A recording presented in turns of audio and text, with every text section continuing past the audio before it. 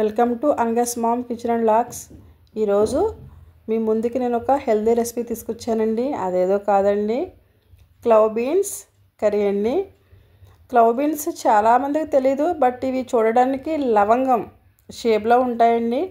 So చూసారు కదండి, same లవంగం చూడడానికి ఎలా అయితే ఉంటుందో అలానే ఉంటుందండి. టేస్ట్ మాత్రం చాలా బాగుంటుంది. ఖచ్చితంగా దీన్ని ట్రై చేయండి, హెల్త్కి కూడా చాలా మంచిది. వీటికి ఎటువంటి ఫెర్టిసైడ్స్ కొట్టరండి. సో ఒకసారి ఎలా చేయాలో చూద్దామండి. ముందుగా గ్యాస్ మీద బాణీ పెట్టుకొని అందులో 2 టేబుల్ స్పూన్ ఆయిల్ తీసుకొని, ఆయిల్ కాగిన తర్వాత ఒక పెద్ద సైజు ఆనియన్, 2 పచ్చిమిర్చి, కొంచెం కరివేపాకు వేసి అందులో 1 టేబుల్ స్పూన్ సాల్ట్ వేసి బాగా వీటిని ఫ్రై చేసుకోవాలండి. ఈ లోపు మనం క్లవ్ బీన్స్ని కట్ చేసేసుకుందాం. దాన్ని మనం ఏ షేప్ అయినా కట్ చేసుకోవచ్చండి. పర్టికులర్గా ఈ షేపే కట్ చేసుకోవాలని ఏమీ లేదు, బట్ ఎలా అయినా చేసుకోవచ్చు. ఈ ఫ్రై అయినాయి కదండి, ఇందులో మనం 1/2 టేబుల్ స్పూన్ అల్లం వెల్లుల్లి పేస్ట్ వేసుకుందామండి. ఇది పచ్చివాసన పోయే వరకు ఫ్రై చేసుకుందాం. సో ఈ విధంగా మొత్తం ఒకసారి కలిసే వరకు కలిపి పచ్చివాసన పోయే వరకు ఫ్రై చేయండి. తర్వాత మనం చెప్పాను కదండి క్లవ్ బీన్స్ అని, సో వాటిని ఇందులో యాడ్ చేసుకుందామండి. నేను ఈ విధంగా కట్ చేసుకున్నాను. సో వీటిని మొత్తం కూడా ఒకసారి కలిపేసుకుందాం. ఫస్ట్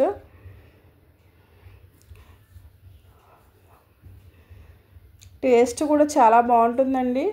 అంటే చిక్కుడుకాయ, వంకాయ ఆ ఫ్లేవర్లా వస్తుంది, బట్ చాలా మంచిది హెల్త్కి. ఇవి మాత్రం కనిపిస్తే అస్సలు మిస్ అవ్వద్దండి, ఖచ్చితంగా ట్రై చేయండి.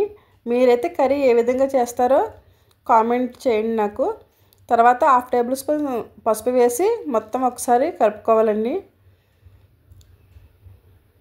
సో ఇలా కలిపేసుకున్న తర్వాత ఇందులో మనం 2 మీడియం సైజు టమాటా పీసెస్ని యాడ్ చేసేసుకోవాలండి.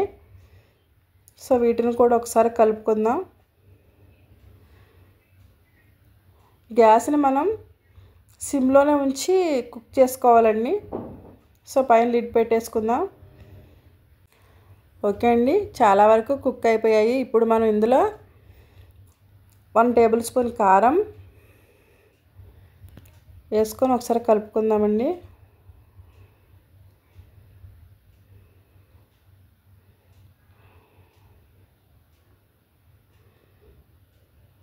ఇందులో మనం జస్ట్ ఒక 2 టేబుల్ స్పూన్ వాటర్ వేసుకోవాలండి. ఎక్కువ అసలు వేసుకునే అవసరం లేదు, just 2 table spoon of water అంతేనండి. సో వేసుకొని ఒకసారి కలిపేసుకొని పైన మళ్ళీ లిడ్ పెట్టేసుకొని దీన్ని కుక్ చేసుకుందాం. అంతేనండి, మరి కర్రీ రెడీ అయిపోయింది. ఎంతో టేస్టీగా ఉండే మన క్లవ్ బీన్స్ కర్రీ రెడీ అండి. రెసిపీ మీకు నచ్చినట్లయితే లైక్ చేసి షేర్ చేయండి అండ్ కామెంట్ చేయడం మాత్రం మర్చిపోవద్దు. ఓకే అండి, బాయ్.